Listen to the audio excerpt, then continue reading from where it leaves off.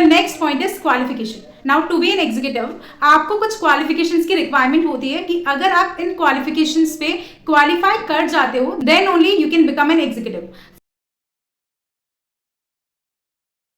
Now the next point is succession. अगर succession के basis पे अगर हम देखें तो जो चाइना में कौन सक्सीड करेगा इन केस एग्जीक्यूटिव की सीट वेकेंट हो जाती है ड्यू टू एनी रीजंस, तो कौन जो है उसे सक्सीड करेगा, कौन उस पोजीशन को संभालेगा, तो वो है वाइस प्रेसिडेंट. कहाँ पर? चाइना में.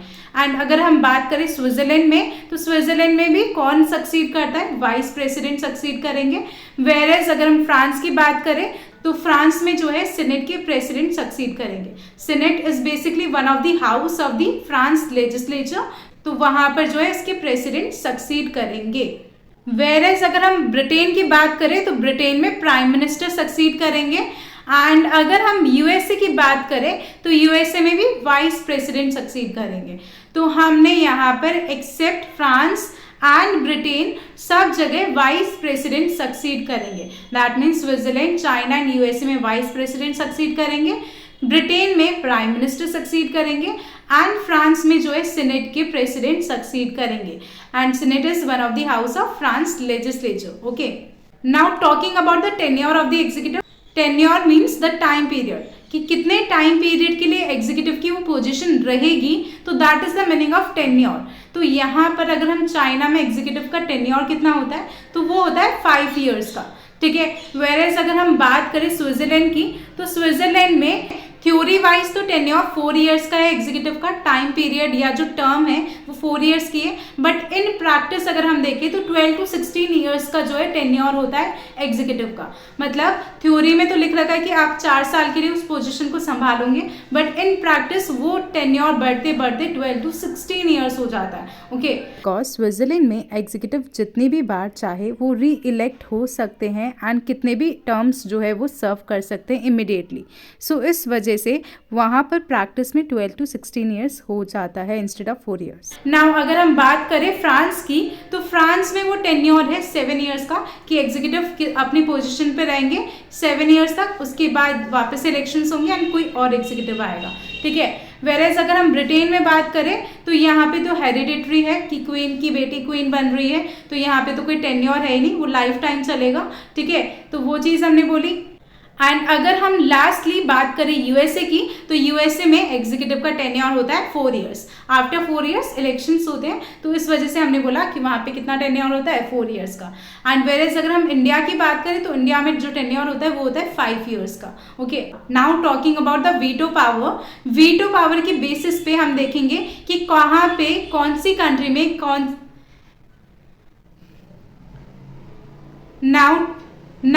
Now talking about the veto power कि कहाँ पर कौन सी कंट्री में एग्जीक्यूटिव के पास वीटो पावर है या नहीं है, तो वो चीज़ हम देखने वाले हैं. But before that let us understand what is veto power.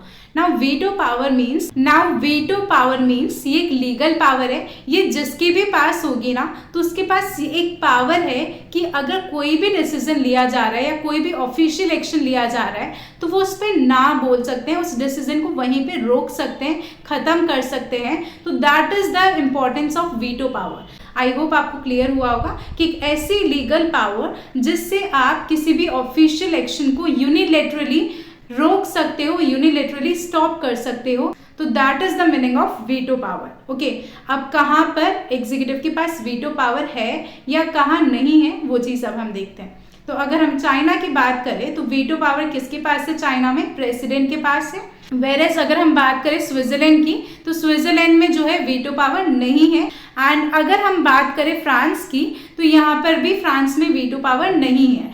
And even जो ब्रिटेन है वहाँ पर भी वीटो पावर नहीं है. बस अगर हम बात करें यूएसए की तो वहाँ पर जो है वीटो पावर है.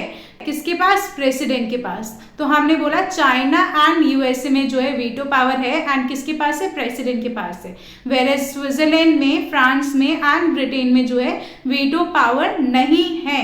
नाउ लास्ट पावर आती है दैट इज पार्डनिंग पावर. अब ये क्या होती है पार्डनिंग पावर? तो पार्डनिंग पावर मतलब कि यहाँ पर आपके पास एक ऐसी पावर है जिससे आप किसी भी डेथ सेंटेंस को या किसी भी क्रिमिनल का कुछ पनिशमेंट है उन सबको जो है रोक सकते हो। अगर आपको लगता है कि ये चीज़ गलत हो रही है, इनजस्टिस हो रहा है, तो आप ऐसे में जो है पार्डनिंग पावर का यूज़ करके उस डेथ सेंटेंस को या उस पनिशमेंट को रोक सकते हो। तो that is the meaning of pardoning power. तो कहाँ पर एग्जीक्यूटिव के पास पार्डनिंग पावर है या नहीं है वो चीज़ हम देखते हैं। तो अगर हम चाइना में बात करें तो पार्डनिंग पावर है एग्जीक्यूटिव के पास, वेरेस अगर हम स्विट्जरलैंड में बात करें तो यहाँ पर भी पार्डनिंग पावर्स है। फ्रांस में जो है पार्डनिंग पावर्स नहीं है, वेरेस अगर हम ब्रिटेन में बात करें तो ब्रिटेन में भी पार्डनिंग पावर्स है। एंड अगर हम बात करें यूएसए की तो यूएसए में भी पार्डनिंग पावर्स है। तो एक्सेप्ट फ्रांस चारों जगह जो है पार्डनिंग पावर्स है।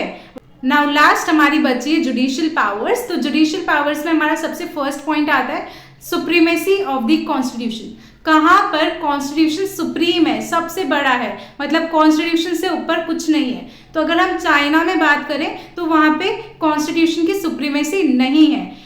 एंड वहीं पर अगर हम स्विट्जरलैंड में बात करें तो स्विट्जरलैंड में जो कॉन्स्टिट्यूशन है वो सुप्रीम है, ठीक है, चाइना में नहीं था एंड स्विट्जरलैंड में है। वेरेज अगर हम फ्रांस में बात करें तो फ्रांस में भी जो है कॉन्स्टिट्यूशन को सुप्रीम माना गया है। एंड यहाँ पर ब्रिटेन में अगर हम देखें तो यहाँ पर अनलिमिटेड लेजिस्लेटिव सुप्रीमेसी है, मतलब legislature is the supreme, because यहाँ पे कॉन्स्टिट्यूशन रिटन है ही नहीं, तो कॉन्स्टिट्यूशन को तो क्या ही सुप्रीम मानेंगे। तो अनलिमिटेड लेजिस्लेटिव सुप्रीमेसी है कहाँ पर, ब्रिटेन में। एंड अगर हम बात करें यूएसए की तो यूएसए में भी कॉन्स्टिट्यूशन को सुप्रीम माना गया है। केवल एक चाइना में जो है कॉन्स्टिट्यूशन सुप्रीम नहीं है एंड ब्रिटेन में जो है कॉन्स्टिट्यूशन अनरिटन है, इस वजह से वहाँ तो कॉन्स्टिट्यूशन की बात ही नहीं कर सकते। बट वहाँ पे किसकी सुप्रीमेसी है, unlimited legislative supremacy. Now talking about the judicial review, तो कहाँ पर जुडिशियल रिव्यू है और कहाँ पर नहीं है। तो अगर हम चाइना में बात करें तो यहाँ पर जुडिशियल रिव्यू नहीं है। एंड वैसे ही अगर हम बात करें स्विट्जरलैंड में तो यहाँ पे रेफरेंडम एंड इनिशिएटिव है। दैट मीन्स ये दो टूल्स होते हैं डायरेक्ट डेमोक्रेसी के, चार टूल्स होते हैं वैसे, referendum, initiative, recall and plebiscite. तो यहाँ पर रेफरेंडम और इनिशिएटिव है कहाँ पर, स्विट्जरलैंड में। एंड अगर हम बात करें फ्रांस की तो यहाँ पर जुडिशियल रिव्यू के लिए एक स्पेशल इंस्टीट्यूशन है, that is the constitutional council, okay. And यहाँ पे अगर हम बात करें ब्रिटेन में तो यहाँ पर जुडिशियल रिव्यू है। एंड वैसे ही अगर यूएसए की बात करें तो यहाँ पर भी जुडिशियल रिव्यू है। कुल मिला के फ्रांस में, ब्रिटेन में एंड यूएसए में, कुल मिलाकर फ्रांस में, ब्रिटेन में एंड यूएसए में जुडिशियल रिव्यू है। वेरे स्विट्जरलैंड में रेफरेंडम एंड इनिशिएटिव है। एंड अगर हम देखें चाइना में तो वहाँ पर जुडिशियल रिव्यू नहीं है। Now the next point is independent और इम्पार्शियल जुडिशरी। कहाँ पर जो जुडिशरी है वो एकदम इंडिपेंडेंट है, मतलब उसके काम में कोई इंटरफेयर नहीं करेगा, वो इम्पार्शियल है, पार्शियलिटी वो नहीं करेगी। मतलब जुडिशरी के काम में कोई भी लेजिस्लेचर या एग्जीक्यूटिव जो है इंटरफेयर नहीं करेगा, वो इंडिपेंडेंट है और वो इम्पार्शियल है, मतलब वो पार्शियलिटी नहीं करेगी। तो अगर हम चाइना में बात करें तो चाइना की जो जुडिशरी है वो इंडिपेंडेंट नहीं है। वेरेज अगर हम स्विट्जरलैंड में बात करें तो स्विट्जरलैंड की जो जुडिशरी है वो इंडिपेंडेंट है। एंड वैसे ही फ्रांस में भी इंडिपेंडेंट जुडिशरी है एंड ब्रिटेन में भी जो है इंडिपेंडेंट जुडिशरी है एंड यहाँ पे हमारे यूएसए में भी इंडिपेंडेंट जुडिशरी है। तो एक्सेप्ट चाइना हर जगह इंडिपेंडेंट जुडिशरी है, चाइना में इंडिपेंडेंट जुडिशरी नहीं है, ओके। तो वो चीज़ हमने देखी। Now the last point is highest court कहाँ पे कौन सा है। तो अगर हम चाइना की बात करें तो चाइना में supreme people's court is the highest court and वैसे ही स्विट्जरलैंड में federal supreme court is the highest court and वैसे ही अगर हम बात करें फ्रांस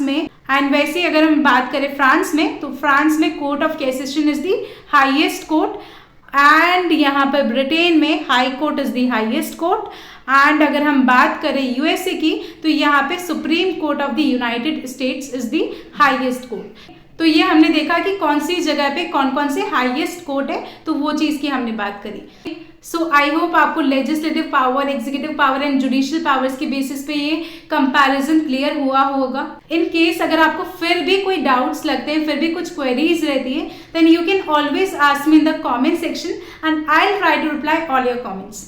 एंड प्लीज हो सके तो इस वीडियो पे मेरे को फीडबैक जरूर दीजिएगा कि ये वीडियो आपके लिए हेल्पफुल रही या नहीं, सो दैट मुझे पता चले कि क्या आपको इस टाइप की वीडियो से कॉन्सेप्चुअल क्लैरिटी मिल रही है या नहीं मिल रही है, या मुझे इन वीडियोस को आगे कंटिन्यू करना चाहिए या नहीं करना चाहिए। So please do let me know your feedbacks.